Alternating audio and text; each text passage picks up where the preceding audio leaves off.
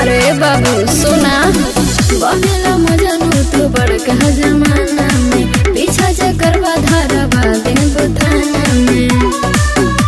चमर जी के लड़का माहिर हर खेल में होला धमकी न दी हेते जेल के चमरन के जन्म वे तो जेल में होला धमकी न दी हेते जेल के चमरन के जन्म वे तो जेल में होला।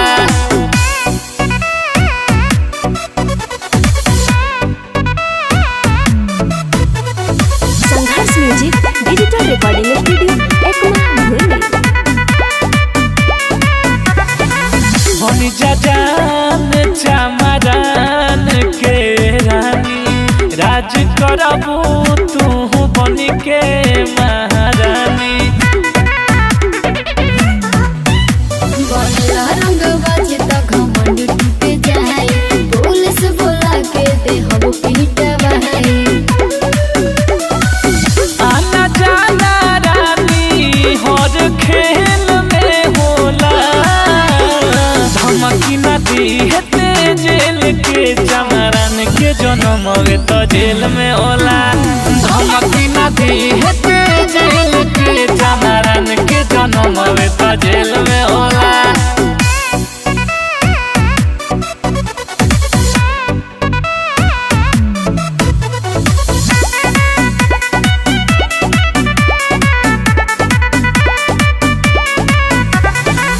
काहे करो तारू हमारा से भावो दिहे गरमी छोड़ाई विकास रावो।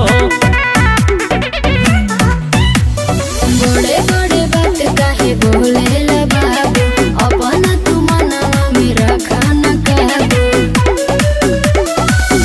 आप खातिर बहरी कमना बेल के होला धमकी न दी हेते जेल के चमरन के जन्म वे तो